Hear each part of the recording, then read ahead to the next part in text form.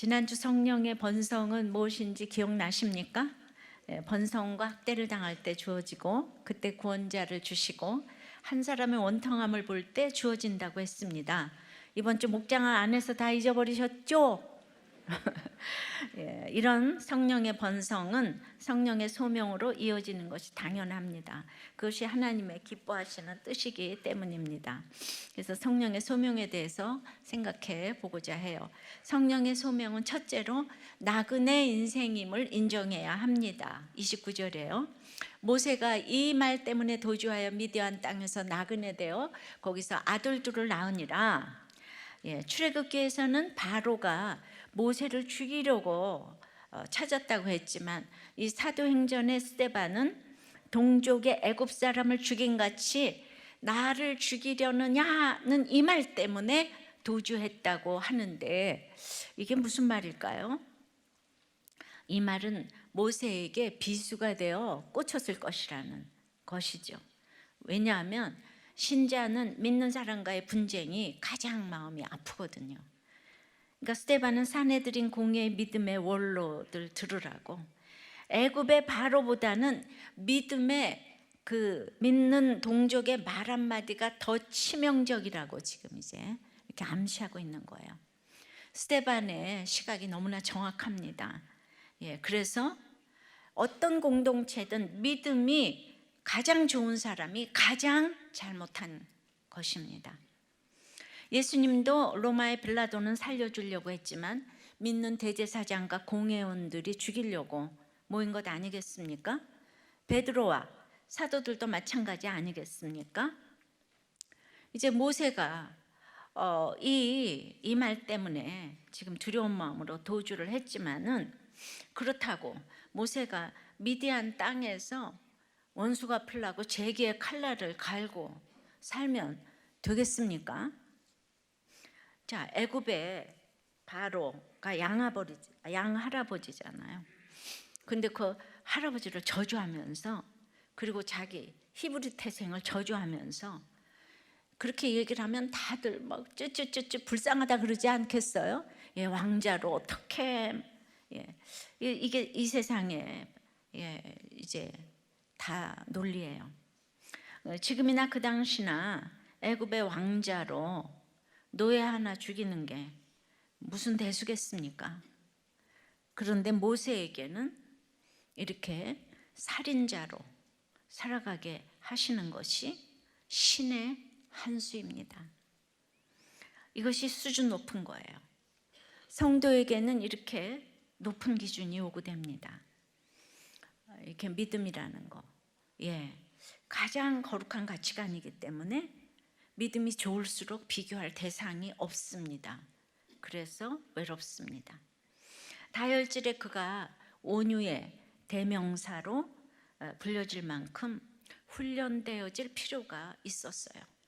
모세는 불의한 것을 참지 못하는 그의 성격 때문에 미디안에 가서도 미디안 제사장의 딸을 괴롭히는 미디안 목자들과 일대 결전을 벌이지요. 물론 그 일로 인해 모세는 그 미디안 제사장의 딸과 혼인을 했어요. 그리고 그 가족의 일원이 되어서 목동에 일을 하기 시작하기도 했습니다. 모세는 그동안 갈고 닦은 이 무술로 양무리를 먹이고 또 이리를 쫓는 이런 밑바닥 인생부터 시작을 했어요.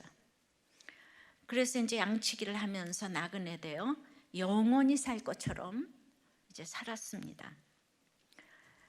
환경이 겸손해지니까 왕자였던 것도 억울했던 것도 모든 것을 잊어버리고 인간이 별 인생이 없는 것을 알게 되었어요. 근데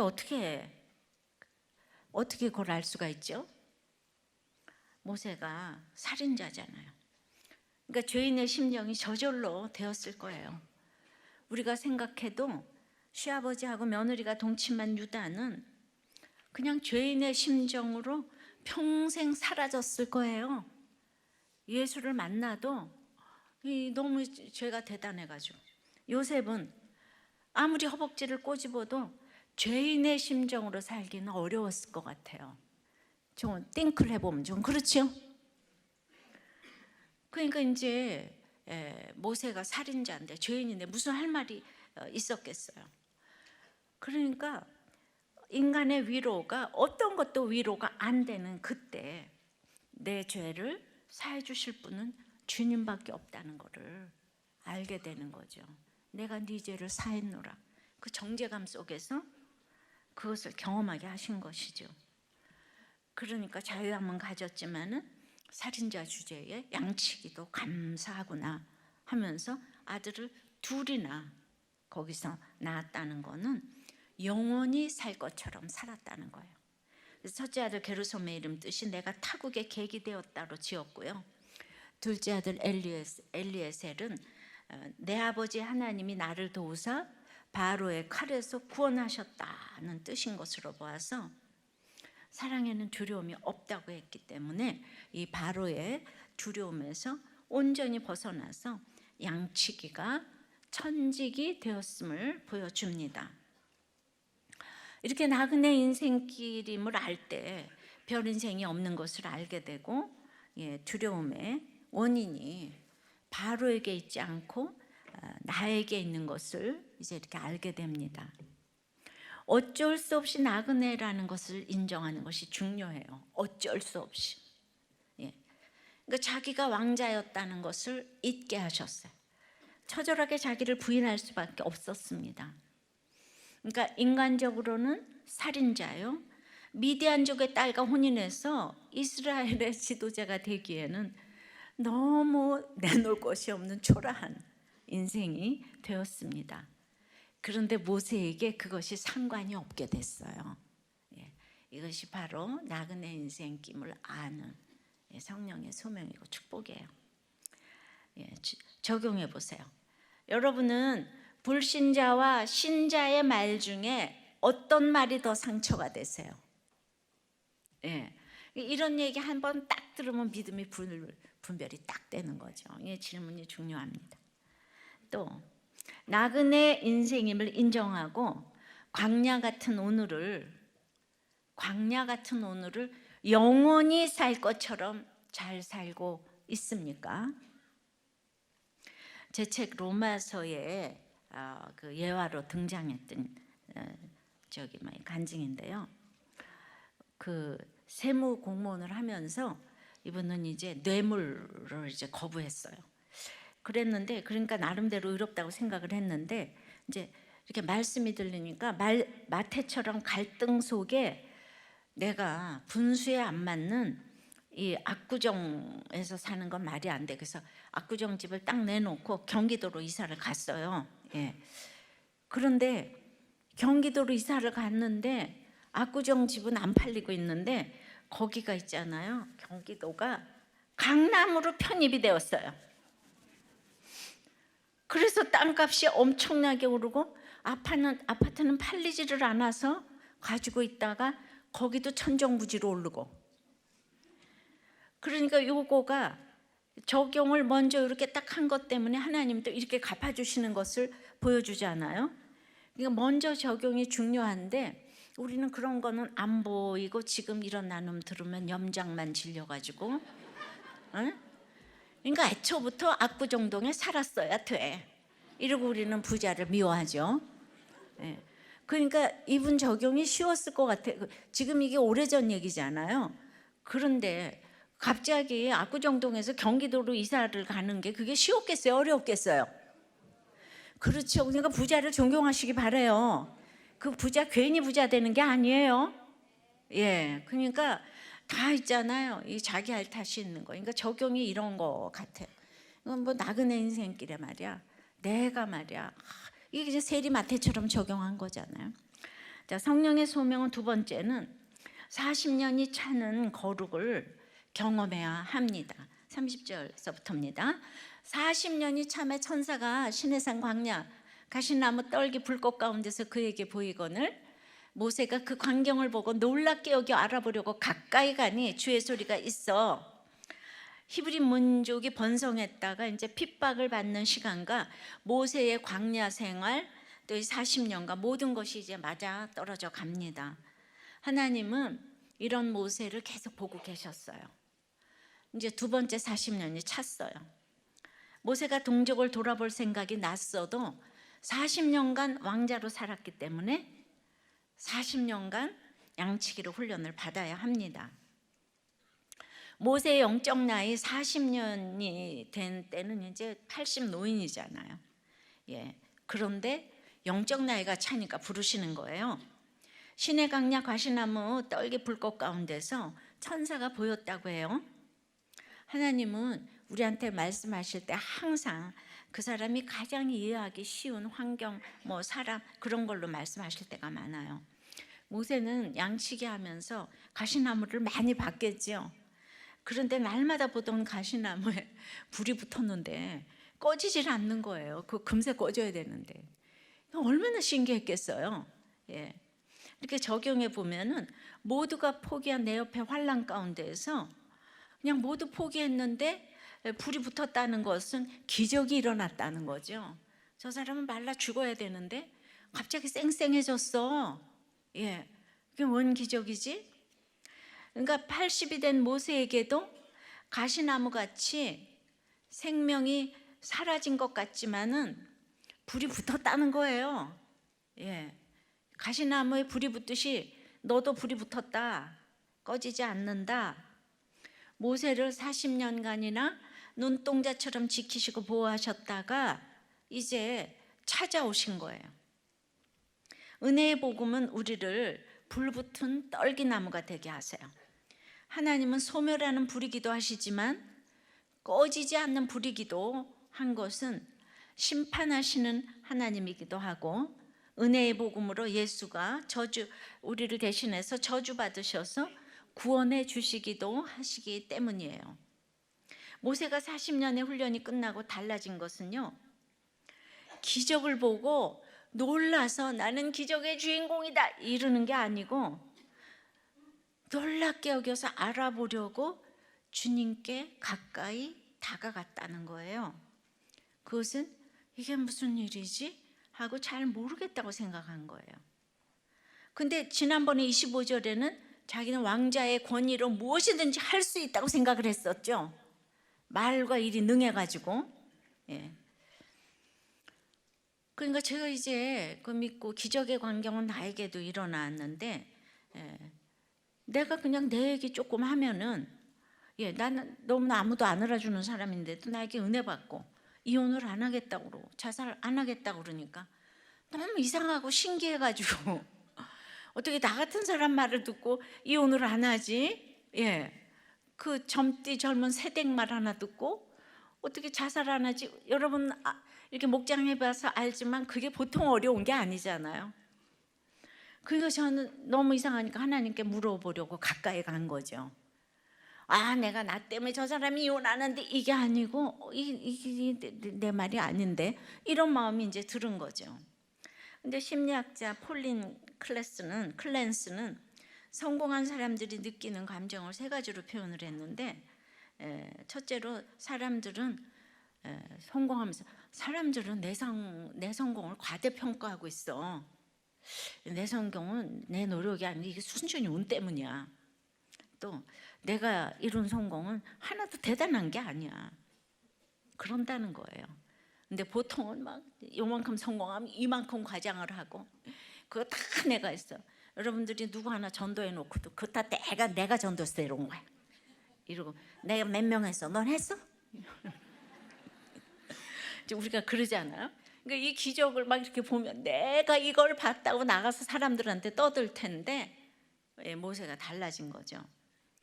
기적의 주인공이지만은 들리지 않고 외치지 않고 이게 무엇 때문인가 알아보려고 주님께 가까이 간 것이 달라진 거예요. 그러니까 거기서 주님이 말씀하세요. 한 가지 적용하면 그 다음날 큐티하면 또 한 가지 깨닫게 하시는 거예요. 적용을 해야 깨닫게 하시는 거예요. 순종해야 한 가지 깨닫게 하시는 거예요. 32절에 나는 네 조상의 하나님 즉 아브라함과 이삭과 야곱의 하나님이라 하시는데 모세가 무서워 감히 바라보지 못하더라. 이거 무슨 음성을 들었나요? 나는 네 조상의 하나님 아브라함의 하나님 이삭의 하나님 야곱의 하나님이라고 하시고 그 대단한 조상과 모세를 비교하면서 너에게도 같은 하나님이다. 예. 제가 이 대단한 믿음의 선진들의 하나님이 양재야 너의 하나님이야 이러면 제가 어떻게 그런 분들하고 이게 말이 안 돼요. 뭐 예를 들어 뭐 주기철 목사님, 손양원 목사님이 하나님이 너의 하나님이야 그러면 그 제가 발바닥도 못 따라가는데 그러지 않겠어요? 그리고 그렇게 살게 될까 봐 두려워. 예. 그러니까 너무 무서워. 그러니까 이래서 감히 바라보지 못하는 거야. 그러니까 여러분들 목사님의 하나님이라 그러면 나 목사님 같이 살까 봐 싫어. 이런 사람들이 많잖아요. 그러니까 이해가 딱 되시죠? 이게 그거예요. 그러니까 무서워 감히 바라보지 못하는 거예요. 근데 하나님이 계속 약속하시고 약속에 의해서 이루시는 거예요. 하나님이 이스라엘 조상들에게 하셨던 약속은 다름이 아닌 가나안 땅을 영원한 업으로 주시겠다. 예. 그런데 이제 매장지 한 병밖에 못 얻었잖아요. 그런데 약속이 이 하나님의 시간에 이루어지는 거니까 이 가나안 땅 이제 하나님은 애굽에서 종살이하고 있는 이스라엘을 그 가나안 땅으로 이끌어 들이시겠다고 땅 주려고. 예. 그래서 그 소명을 너에게 주겠다. 이런 걸로 이제 네 조상의 하나님이 너의 하나님이다 이렇게 이제 말씀을 하시는 거예요. 그러니까 이제 놀라서 기적을 보고 가까이 갔더니 하나님이 이런 음성을 주셨어요. 그러니까 이게 말씀이 들린 거잖아요. 그러니까 말씀이 들리는 것은 이 세상에 종노릇하는 사람들을 애통하면서 안타깝게 여기고 구원으로 이끌려는 마음이 드는 게 바로 소명이 임하는 거예요. 그러니까 말씀이 들리니까 제가 이거를 알려주고 싶은 거잖아요. 시장을 나가도 뭘 해도. 이게 바로 말씀이 들리는 거는 소명이 임하는 거예요. 그래서 제가 깨달은 말씀으로 전할 때 저가 아무것도 아닌데 계집종에 불과한 제가 아무것도 아닌데도 사람들은 다들 주님을 만나고 삶이 달라지는 걸 보게 되었어요. 적용하는 거를 보게 되었어요. 그러니까 성경 어디를 봐도 이게 내게 주시는 말씀이라 이거죠. 그러니까 33절에 그래서 이제 주님의 말씀이 들렸어요. 그러니까 무서워서 바라보지를 못하니까 주께서 이르시되 네 발의 신을 벗으라 네가 서 있는 곳은 거룩한 땅이니라 이러는 거예요. 그러니까 여기는 거룩한 곳이라고 신발을 벗으라고 하시는 거예요. 그러니까 하나님이 계시는 곳이 거룩한 곳인데 하나님이 찾는 모세가 지금 여기 있잖아요. 그러니까 모세가 있는 곳에 하나님이 계시니까 바로 그곳이 거룩한 곳이라는 거죠. 그러니까 어디 예배 보려고 성전에만 가지 말고 여기가 예배당이니까 너 신발 벗어. 여기가 거룩한 곳이니까 너 신발 벗어. 우리는 영과 진리로 우리를 예배할지니라 이랬잖아요.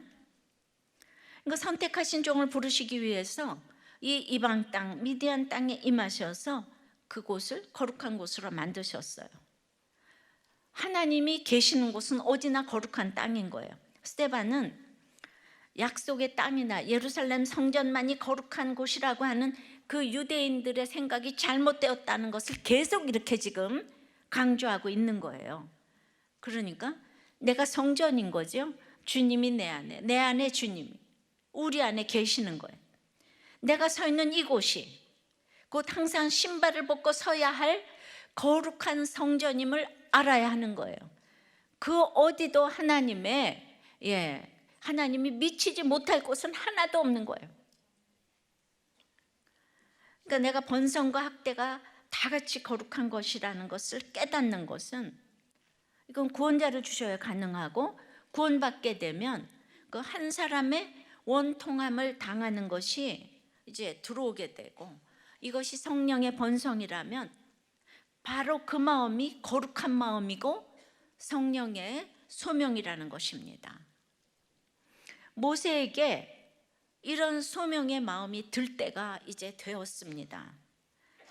그래서 한 사람 도와주다가 살인자로 몰렸는데 근데 그때는 진정한 하나님의 마음으로 도와주지 않았기 때문에 이 진정한 하나님의 마음으로 도와주기까지 모세는 이 밑바닥 인생 낮은 자리에 갔어야 하는 것이 거룩의 훈련이에요.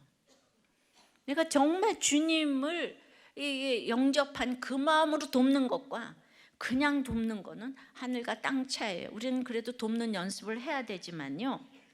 그러니까 모세가 애굽의 왕자도 아니면서 또 자기는 히브리 민족으로 노예로 살지도 않았잖아요.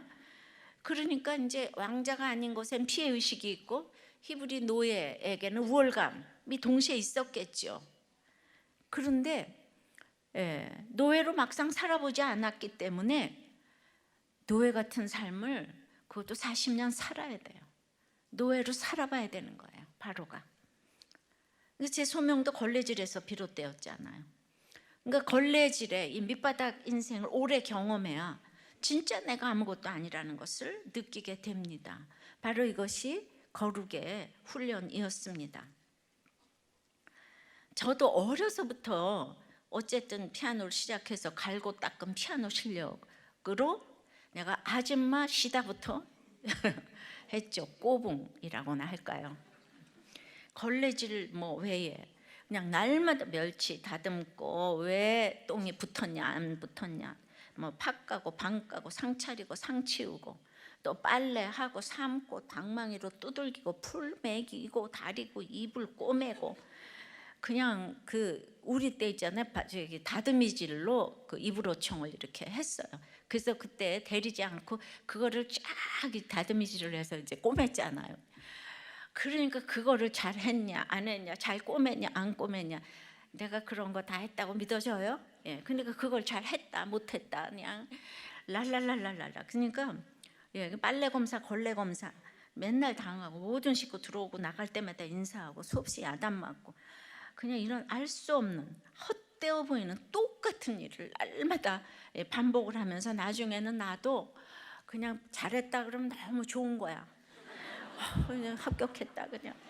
풀을 먹였는데 이게 세냐 좀 약하냐, 너무 세면 저기가 힘들고 그 다음에 또 약하면 이게 또 상쾌한 마음이 없고 맛이 없고 이러면서 그냥 좀 잘했다 그러고 그냥 지금 다 잊어먹었어요. 내가 이루어보려고 노력하는 일 중에 헛된 것들이 얼마나 많은지를 생각했습니다.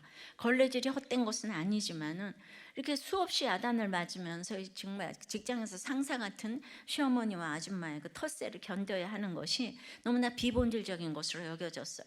그러니까 이런 비본질적인 것은 여러분 생활 전반에 수없이 많을 것이에요. 어떤 엄마는 모든 것을 과외시켜서 인류로 만들었는데 결혼도 과외를 시켰으면 인류로 됐을 건데 결혼은 과외를 안 해가지고 실패했다고. 그래가지고 모든 거 다 인류인데 결국 결혼이 실패해서 모든 거 망했어요. 그러니까 애굽의 왕자가 미디안의 양치기를 천직으로 생각하고 최선을 다하고 있을 때 이런 자를 하나님이 찾아가시는 거예요. 근데 나는 이렇게 살 사람이 아니야. 제가 피아노 치면서 사실 얼마나 그렇게 생각을 했겠어요? 나는 이 손을 이렇게 쓸 사람, 이렇게 살 사람이 아니야. 이렇게 생각하는 사람은 평생 그렇게 살 거예요. 그것만 아세요. 하나님은 이런 모세를 부르시는 거예요. 장인 이들의 양을 치며 밥하고 자고 일하고 이런 평범한 일을 잘하는 자를 찾아가시고 부르시는 거예요. 자, 세상적으로도 평범한 삶을 잘 사는 사람은 그래도 당분간은 잠시간은 또 승리하더라고요. 이 세상적으로도 말하자면 저희 시어머니는 무학자시잖아요. 근데 회장님 남편을 꽉 잡고 사셨어요. 시아버님은 외모도 출중하시고 학력도 재력도 다 좋으시잖아요. 그런데 바람까지 안 피셨어요. 좀 닮으시기 바래요. 참 알 수 없는 일이죠. 근데 남자들의 이혼 사유로 꼽는 공통적인 세 개가 있대요. 이게 어떻게 미국의 랄랄랄라 이렇게 이제 데이터가 나왔는데, 근데 그건 정욕과 탐식과 나태와도 연관되어 있는 것처럼 보이는데 바로 밥과 성과 청소라고 해요. 남자들의 구조가 이런 거예요. 이것을 인정하고 평범한 삶을 잘 사는 것이 정말 능력이에요. 남자들 물어보겠습니다. 맞습니까? 네. 그러니까 이 남자들하고 저 짐승하고 재료가 같다 그랬잖아요. 이 흙으로 지음을 받아가지고. 예. 그러니까 저 원하는 것들이 그거밖에 없는 거예요. 아무리 교양 넘치고 지식이 있어도 원하는 게 이 세 가지래요. 그러니까 이걸 인정해야 되는데, 아니 너하고 나하고 똑같이 내가 직장 다니는데 왜 내가 밥을 하냐? 이게 바보예요. 그러니까 여자의 머리가 남자고 남자의 머리가 그리스도다. 남자한테 잘하는 것이 그리스도에게 잘하는 것. 이 얘기를 나서 교회를 다녀 처음 들어봤다는 거예요. 그 얘기를 들었으면은 이제 내가 이혼을 안 했을 건데, 예, 이러는 거예요. 그래서 물론 여기에는 우리 아버님의 절대적인 섬김이 있어요. 이분이 어려서 고생을 해서 소위 철이 드신 분인 거예요. 그러니까 그냥 무조건 어머니를 불쌍히 여기는 게 있는 거예요. 예. 근데 가정을 그래도 지키셨잖아요. 여러분 중에는 여러분의 망함을 인정하고 그래서 청소도 하고 택시기사도 하시는 분들이 계시는데 그 자리가 거룩의 자리고 소명의 자리인 거예요. 내가 애굽의 왕자다라는 생각을 버리는 것이 소명의 첫걸음이에요. 내가 사장이다 부장이다 이런 생각에서 벗어나는 것이 소명이고, 지금 있는 그 자리가 거룩의 자리고 소명의 자리라는 것이죠. 그러면 가시나무 떨기가 계속 불타고 꺼지지 않는 것이죠. 여러분들이 여러분의 상황과 똑같은 분들이 다 죽어야 하는 상황에서 매주일 꺼지지 않는 이 불꽃에 간증을 하시니까 너무 놀랍지 않으세요? 근데 여러분들은 그런 간증하게 될까 봐 너무 무서워서 감히 바라도 보지도 못하는 거죠. 그래서 목장에 안 가는 거 저 알아요.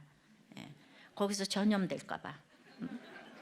그러니까 가랑비고 어쩌고 듣다 보니까 그냥 정말 이 불씨가 무섭잖아요. 이 목장에 가면 아무리 거기 가까이 가지 않으려고 그래도 조금만 가도 불이 딱 붙어오는 거예요. 심지가. 그래서 불이 옮겨 붙게 되는 거죠. 떨기나무 불이. 그래서 목장에 가셔야 돼요. 더욱더 안 가시겠네. 불 붙을까 봐. 아이고 무시워라. 예. 그러니까 여러분이 있는 어떤 것도 적용만 하면 거룩한 곳이 되는 거예요. 모세에게 필요한 것은 인내였어요. 이때 배웠던 인내는 나중에 백성을 이끌면서 백성들의 원망과 불평을 참아내는 원동력이 되었겠죠. 그러니까 이 광야에서 달인이 돼야 되는 거예요. 여러분 걸레질의 달인이 돼야 되고, 그 광야 지금 택시를 하면 택시의 달인이 되고 청소를 하면 청소의 달인이 돼야 되는 거예요. 이 광야에서의 모든 두려움과 그 밑바닥 인생을 익히지 않았다면 출애굽의 광야 40년간 그들을 인도하기가 불가능했겠죠. 유대인들의 선민주의를 지금 계속 깨트리는 변증을 스데반이 하고 있습니다. 적용해 보세요. 여러분은 가시나무 같은 곳에서 지금 꺼지지 않는 불꽃이 되고 있습니까? 바라다 보고만 있습니까? 성령의 소명은 세 번째는 이렇게 때가 차면요 세상으로 보내십니다. 34절에 내 백성이 애굽에서 괴로움 받음을 내가 확실히 보고 그 탄식하는 소리를 듣고 그들을 구원하려고 내려왔노니 이제 내가 너를 애굽으로 보내리라 하시니라. 애굽 세상에서 말과 일이 능했던 모세가 지금 미디안 광야에서 훈련받은 이유는 다시 애굽으로 보내야 하기 때문인 거예요. 그래서 다시 쓰임받는 인생이 되려면 오늘을 잘 사셔야 돼. 근데 성도끼리 좋아서 세상으로 안 나가면 얼마나 좋겠습니까만, 성도끼리 그냥 끼리끼리 좋아서 전도도 안 하고 있으면 그냥 흘러 떠내려가는 거예요. 교회가 그냥 정체가 돼가지고 전혀 전도도 안 하고 우리 끼리끼리 누가 오는 것도 싫대요. 그러면은 잠시 후에 그 썩은 물이 고이면 썩잖아요. 그러니까 가진 문제가 다 이렇게 생기는 거예요. 교회는 부흥이 돼야 되고 그 다음에 또 이제 흩어져야 되는 거예요. 그래서 이 하도 이렇게 자기들끼리 좋아하고 있으니까 핍박이 나서 이제 흩어지잖아요. 우리들 교회 이렇게 억지로 교회를 쉬게 된 거, 이제 목장 쉬게 된 거는 지금 처음인 것 같아요. 롯데백화점도 지금 창사 이래 처음 이렇게 한다고 그래요. 물론 세상이 우리를 환영하는 건 아니죠. 예수께서 죄 사망에 빠진 인류를 건지시기 위해서 이제 하나님으로부터 보냄받은 것처럼, 또 모세는 애굽의 압제에서 탄식하는 이스라엘 백성을 구원하시기 위해서, 출애굽시키기 위해서 보내심을 받았던 사람인 거죠. 근데 예수님도 모세도 다 영접하지 않았죠. 자기 백성이 이제 이렇게 보냈어요. 예수님도 영접하지 않았어요. 지금 대한민국에서 또 중국에서 탄식하는 소리가 들리죠. 주님이 그들을 구원하시려고 분명히 내려오셨을 건데 내가 너를 그곳으로 보내리라 하신다면 어찌해야 합니까? 곳곳에서 탄식 소리가 들려옵니다. 믿는 자여 어이할꼬. 가슴이 많이 무너지고 아프고, 사실 이렇게 나라 걱정을 한 적이 진짜 없는 것 같아요. 35절서부터입니다. 그러니까 그들의 말이 누가 너를 관리와 재판장으로 세웠느냐 하며 거절하던 그 모세를 하나님은 가시나무 떨기 가운데서 보이던 천사의 손으로 관리와 속량하는 자로서 보내셨으니 이 사람이 백성을 인도하여 나오게 하고 애굽과 홍해와 강야에서 40년간 기사와 표적을 행하였느니라. 이스라엘 자손에 대하여 하나님이 너희 형제 가운데서 나와 같은 선지자를 세우리라 하던 자가 곧 이 모세라. 지도자로 인정하지 않더니 미디안 광야 학교를 졸업하니까 인정을 해요. 그러니까 제가 그 광야 학교 졸업하지 않았으면, 내가 아무리 히브리어 헬라어 박사를 해도 그 광야 학교 졸업하지 않았으면 여러분 설득하지 못했을 거예요. 그러니까 우리가 지금 각자 그 고난의 그 학교에 있는 것은 진짜 하나님이 우리를 성령의 소명을 주시려고 베풀어 주신 신의 한 수라 이거예요. 여러분의 그 고난의 자리가 신의 한 수라 이거예요. 모세는 양치기 하면서 완전히 깨졌어요. 깨어져야 보배가 보이잖아요. 왕궁에서 배운 모든 것이 이제 쓸모가 없는 게 아니지만요, 깨어짐이 필요한 거예요. 금그릇으로는 못 섬겨요. 모세의 모든 것이 벗겨지고 예수님만 보이기까지 깨어지고 또 깨어지게 하셨어요. 그래서 왕자였던 모세와 80초라한 이 늙은이 모세를 생각해 보세요. 그런데 깨어진 그를 하나님이 세우시는 거예요. 모세가 예수를 예표하는 자라는 사실을 문자적으로 가장 잘 보여주는 것이 바로 이 속량하는 자라는 표현인데요. 이거는 예수님의 구속 사역을 나타내고, 즉 예수님의 그 십자가 사역을 속량이라고 하잖아요. 그것은 예수님이 대신 값을 치르고 우리를 사주시고 이제 죽어주셔서 우리를 사주시고 자유를 주신 거죠. 그러니까 자신도 전에는 관리와 재판장으로 생각을 했죠. 그러니까 백성들이 누가 세웠느냐, 근데 자기도 세워졌다고 생각을 한 거예요. 그런데 그 모세가 이제는 이 모세가 되어서 속량자로 세워지게 된 것이라고 지금 얘기를 하는 거예요. 모세도 이때가 있고 저때가 있는 거예요. 그때가 있고 이때가 있는 거예요. 나도 모세의 그때와 이때가 있겠죠, 그죠? 그러니까 하나님이 세우시니까 속량하게 하시려고 40년간 기사와 표적을 행하게 하셨어요. 모세가 위대한 것이 아니라고 계속 말합니다.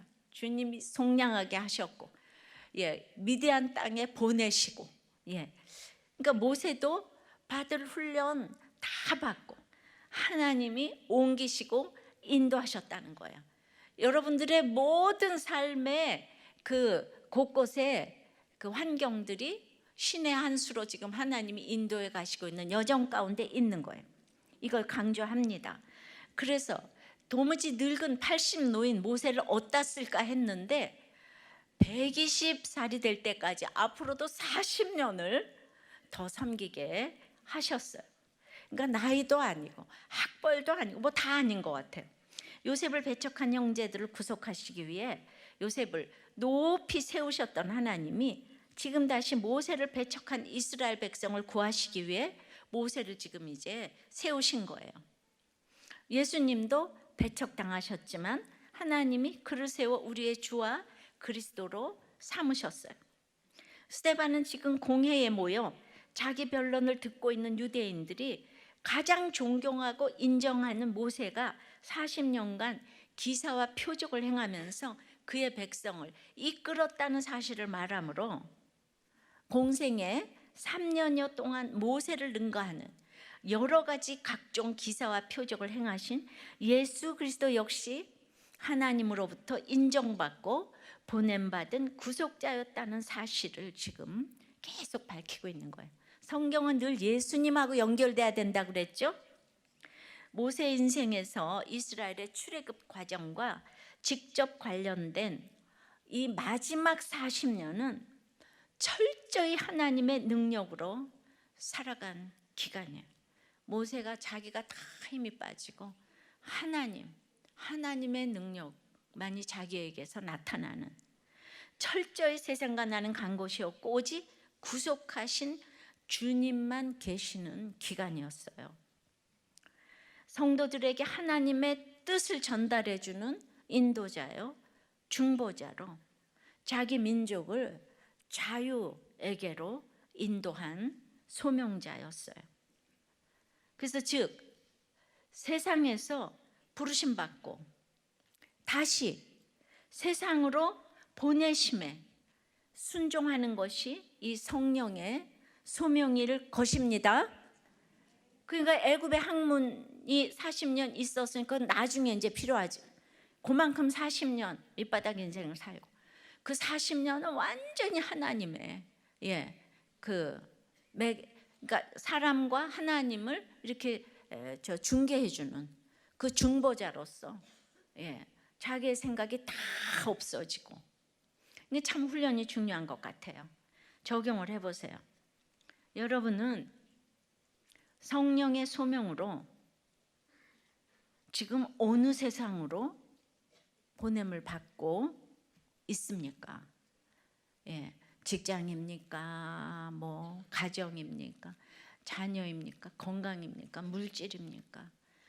인정하고 싶지 않은 그 어떤 세상으로 보냄을 받았든지 거기가 바로 나를 하나님이 부르시고자 하는 신의 한 수. 오늘 다 그것만 기억하면 돼. 내 환경은 신의 한 수. 다 같이 한번 외쳐볼래요? 내 환경은 신의 한 수. 기분 굉장히 나쁩니까? 내 환경 목사님 가져가시오. 제가 이거 어디서도 읽지 못했던 그 간증인데 신대원 시절에 이제 참 그 대단한 간증을 한번 들었는데요. 이제 그 당시 현역인 대통령 비서실장인 김중건 씨가 와서 특강을 했어요. 근데 그분이 이제 사법고시를 하고 법학 박사인데 신학을 하셨다는 거예요. 그래서 너무 놀랐어요. 그래서 장로님인데 그때가 이제 서울지법 판사 시절이었는데 그때가 아니고 서울지법 판사 시절에 어머니 병환으로 자기는 이 엄마를 언제 또 뵐 수 있을까 해가지고 그 좌천으로 여겨지는 대구지방법원으로 지원을 했다는 거예요. 자원을 한 거죠. 그러니까 다들 이제 서울로 올라고 할 때 이제 이렇게 대구 법원으로 이제 가게 됐는데 그런데 딱 한 달 후에 11.6 사태가 났다는 거예요. 그리고 어머니는 자기를 출세시키려고 아프셨는지 8개월 후에 딱 돌아가셨다는 거예요. 그 새 정권이 들어서면서 다 서울에 있는 사람들은 이상하고 지방에 간 사람들은 다 밉보여서 간 거다. 이렇게 돼가지고 지방에 있었기 때문에 우대를 받아가지고 8개월 만에 도리어 고등법원 판사로 발령을 받아서 올라왔다는 거예요. 그러니까 이럴 때 굉장히 억울하겠죠. 이걸 신의 한 수라 그러는 거예요. 그래서 계속 11대, 12대, 13대 국회의원을 하셨다는 거예요. 워낙 어렸을 때부터 교회에 다녀서 이제 성품이 겸손하시고 섬김이 몸에 배어 있고, 그리고 이제 잠바떼기 있고 너무 열심히 섬기니까 그냥 조그만 고향 시골 사람 고향 주민들이 자기를 너무 이제 좋아하는 거예요. 어렸을 때부터 거의 토백이니까 완전히 이렇게 토백이고. 그래서 이제 국회의원을 3번을 했는데 그새 4번째 14대 선거에서 떨어졌다는 거예요. 너무너무 충격인 거예요. 이분이 그냥 그 스펙도 대단하잖아요, 그죠? 근데 그 이유가 뭔가 하면은 거기 원자력 발전소를 유치해서 처음에는 이제 굉장히 좋아했는데 그 환경연합 운동하는 사람들에 의해서 그게 갑자기 애물단지로 전락이 되었는데, 이분 보고 정부 측 신여가 돼가지고 이 원자력 발전소를 안 치운다고 했다는 거예요. 그래서 자기가 아무리 여당이어도 이건 여기 있어야 한다고, 이건 여기 있어야 한다고 원리를 얘기했는데 자기를 안 뽑을 줄은 차마 생각을 못했다는 거예요. 사랑하는 내 고향 사람으로서, 아니 3대를 봉사를 했는데 말입니다. 전부 알고 지내는 고향 사람이라면 굉장히 그럴만도 하지 않겠습니까? 그래서 그것이 얼마나 부끄럽던지 밖에도 나가지 않고 교회도 안 나가고 하나님이 나를 버리셨다고 생각을 했다는 거예요. 그러니까 그때까지는 이분도 성품으로 일을 한 거예요. 그러니까 이분도 떨어지는 일이 있어야 하는 거예요. 아무튼 그것 때문에 그가 못했던 신앙생활을 열심히 하게 되고, 그다음에 장로도 열심히 하게 되고, 그런데 그 자기 시골 교회에 기도원 원장을 하라 그랬다는 거예요. 그래서 그 기도원 원장을 맡아가지고, 기도원 원장이니까 어떻게 또 기도를 안 하겠냐요. 그래가지고 그냥 기도원에 가서 살았다는 거예요. 맨날 기도하면서 열심히 기도하면서 살았는데, 그래서 이제 다시 떨기나무에 불이 붙듯 교회 생활에 불이 붙었고, 그러니까 이제 모세 같은 소명을 계속 생각을 했는데, 이게 이분의 이제 한계를 느끼는 그 사건이었어요. 근데 어렸을 때부터 이렇게 살은 게 우연히 없어서 이분도 애굽에서의 그거 대단하니까 이렇게 또 이제 훈련이 있어야 되잖아요. 그러다가 이제 보냄받은 자리가 교수래요. 그러니까 뭐 그렇게 스카이 대학은 아닌데도 그게 너무 감사하고, 그러면서 야, 나는 천직이 교수구나. 그러면서 이제 너무 좋아서 내가 올 자리가 여기였어요. 이렇게 너무 열심히 하는데, 그러다 보니까 또 총장 자리를 제의를 받았다는 거예요. 그러고 있는데 영남 토백이 중에 토백인 자기를 이 호남의 김대중 대통령이 선거 한 달 전에 도와달라고 했다는 거예요. 그래서 우리는 남북 통일이 문제가 아니라 동서화합이 문제다.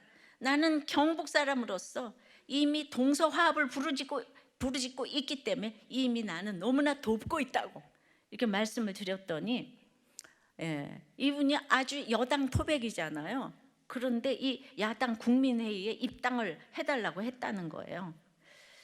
자기는 뼛속 깊은 경상도 여당인데, 앞으로도 거길로 가면은 내 고향에서 안 뽑아줄 낀데, 그런데 이제 이분이 소명을 생각했잖아요. 기도원 원장도 많이 하고. 그래서 동서화합을 위해서 모든 것을 내려놓고, 하나님이 이게 소명으로 불러줄 수 있는 일일 수 있겠다 싶어서 거기서 응했대잖아요. 그래서 글쎄 딱 한 달을 일했는데 대통령에 당선이 되신 거예요. 그래서 자기는 이제 할 일 다 했다고 당사를 딱 나왔는데 3번이나 부르셔가지고 비서실장을 하라 그랬다는 거예요. 자기 귀를 의심했대요. 왜냐하면 자기는 동교동 가신도 아닌데 비서실장은 제일 가까운 사람을 시키는 건데 자기 자체가 대통령을 모른다는 거죠. 그러니까 하나도 모르지, 한 달밖에 만난 적이 없는데 자기를 대통령 비서실장을 3번이나 거절을 했는데 12월 25일엔 아예 4번째 불러서 그냥 아예 임명을 했다는 거예요. 근데 이제 후에 이분은 동교동 측근들의 비리를 사전에 방지했다는 평가를 받고 있어요. 그래가지고 이제 한두 달 만에 비서실장 끝날 줄 알았는데 그때 와서 특강을 하실 때가 1년, 지금 1년 넘게 하고 있다고.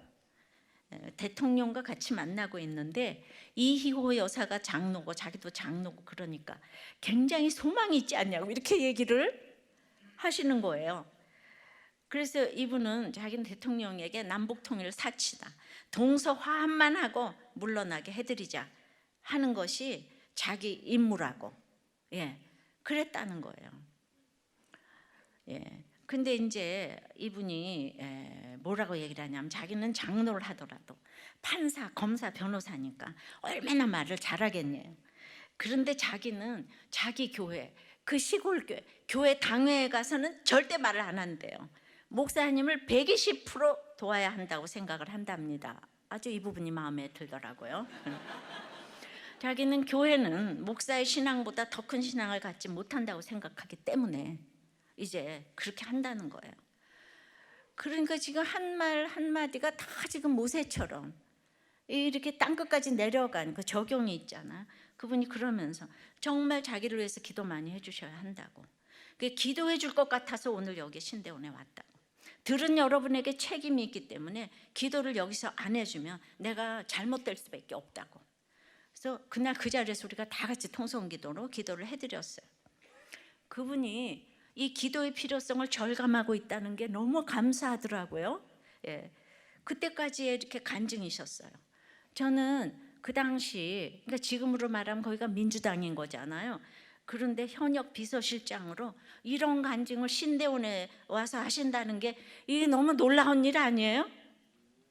네. 그런데 근데 후에 보니까 그분이 다시 고향으로 돌아가서 국회의원 선거에 나왔는데 내리 떨어지시더만요. 그러니까 이 고정관념이 대단한 거예요. 한번 저쪽으로 간 사람 뭐 이렇게 되는 거예요. 그게 아니잖아요. 아니잖아요. 그러니까 지금 이런 정치인이 좀 나와야 된다고 생각해요. 그러니까 뭐 이쪽 저쪽이 아니고 예수 믿는 사람이 나오면 너무 좋겠어요. 성령의 소명을 받는 사람이 이렇게 나오면 좋겠어요. 신학대학원에 와서 현역 비서실장이 그냥 너무 그냥 솔직하게 이런 간증을 이렇게 다 해주셨더랬어요. 모세처럼 40년 동안 애굽의 행사에 능해도 쓸데없는 일에 분하고 살인하고 도망가가지고 40년이 차야 소명이 알아지는데 세상에서 교육받아서 부르심받고 세상으로 보냄받는 것이 바로 이런 것이 아닐까 싶어요. 이런 분이 반드시 나라에 있어야 되잖아요. 그죠? 소명이 바로 뭐 교수로도 보내고 뭘로도 보내고 그래서 너무나 엄청난 일을 했다는 생각이 듭니다. 말씀해줘요. 성령의 소명은 그래서 나그네 인생임을 인정해야 합니다. 그리고 40년이 차는 거룩을 경험해야 합니다. 그러면 세상으로 보내십니다. 그러니까 성령의 소명은 오늘 보니까 언제나 내 모습 너무나 부끄러운 거, 이걸 아는 게 성령의 소명받고 세상으로 보냄받는 비결이 되는 것입니다. 찬양하고 기도하겠습니다. 언제나 내 모습 너무나 부끄러워 무릎으로 주님께 기도로 가오니 나 홀로 서 있는 죽은 내 영 깨우사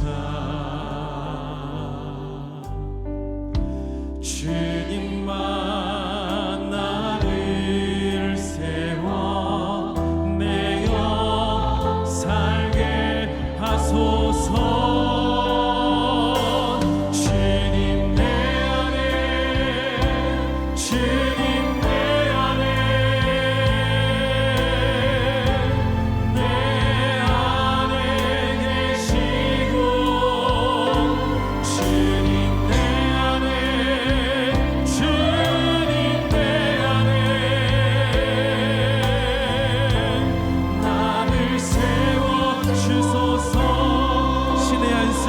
삶을 잘 잘 살아내십시다. 언제나 내 모습,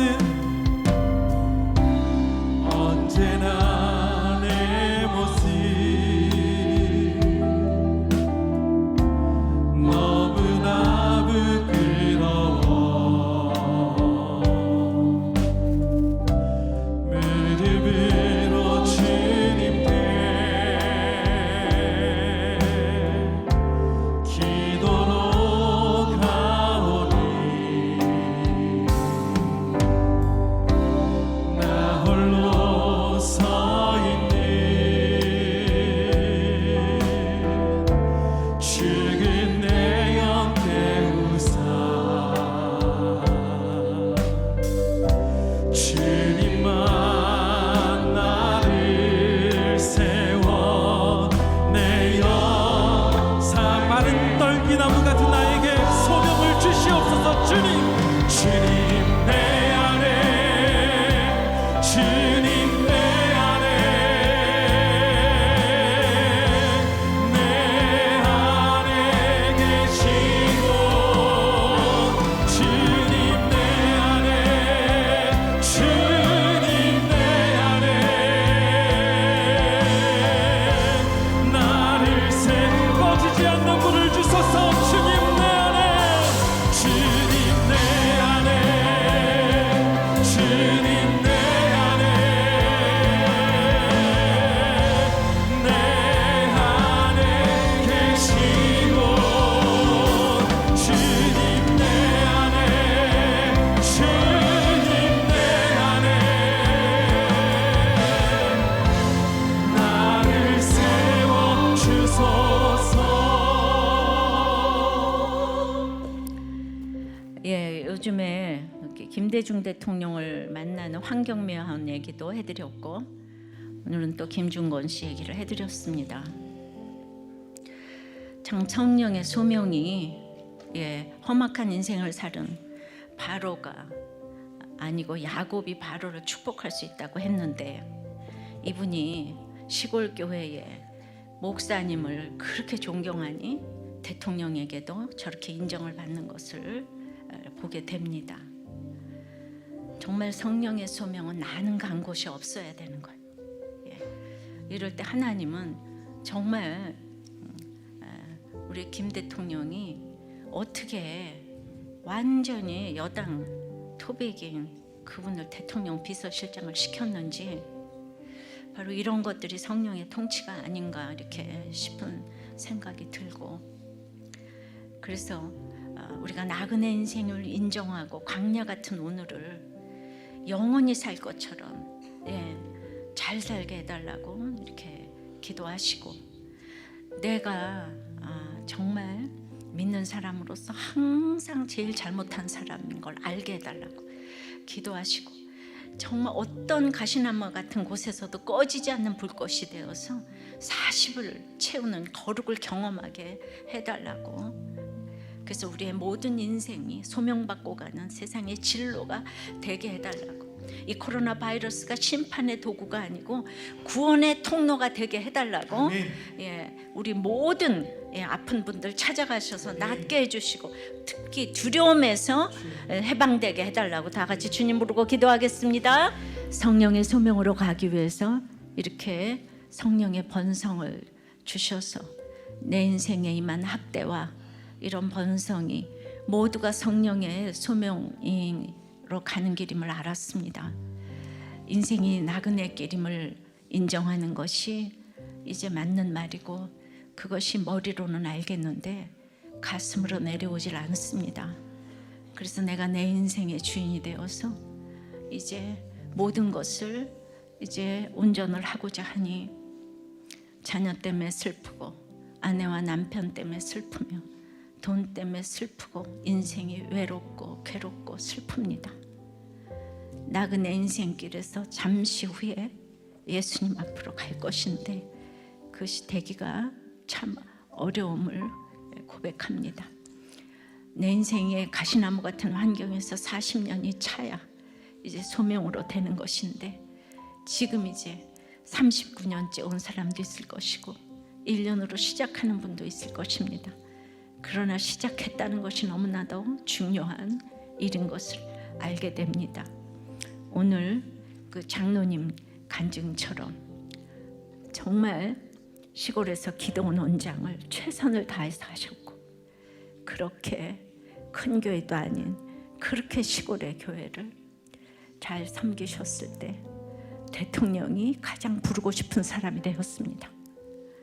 이게 성령의 소명은 이렇게 차별이 없는 것임을 알게 되고, 세상과 나는 간 곳이 없고 구속하신 주만 있는 그 삶으로 모세가 40년 이스라엘 백성을 이끌었습니다. 그러므로 나에게 주신 어떠한 가시나무 같은 환경도 하나님이 나를 부르시기 위한 신의 한 수라는 것을 오늘 인정하기를 원합니다. 그리하여서 이제 보냄받은 이 세상에 내가 순종하고 갈 수 있도록 주님 역사하여 주시옵소서. 그분이 후에 계속 고향에서 떨어졌다고 하는 일들이 우리에게 일어나는 것이 아무것도 아닌 것으로 여겨지게 도와주시옵소서. 그저 내가 오늘 주님께 쓰임 받았다는 것, 이 땅의 번성을 위해서 정말 쓰임 받는 것이 아니라는 걸 알게 도와주시옵시고, 오직 구원 때문에 우리가 걸어가고 구원 때문에 쓰임 받고 구원 때문에 천국에 가야 된다는 이 성령의 소명이 우리에게 임하게 도와주시옵소서. 참으로 정치가 중요합니다. 한 사람이 너무 중요합니다. 이 성령의 통치를 받고 성령의 소명을 받은 위정자가 나오게 도와주시옵소서. 아멘. 여기저기 다 막론하고 이 성령의 아버지 하나님 인침을 받는 지도자가 나오게 도와주시옵소서. 아멘. 코로나 바이러스가 아버지 하나님 심판이 아니고 구원의 통로가 되도록 우리 회개의 역사가 일어나게 도와주시옵시고, 아멘. 차별금지법, 낙태법 통과되지 않도록 주여 불쌍히 여겨 주시옵소서. 아멘. 예수 그리스도 이름으로 기도드리옵나이다. 아멘. 아멘.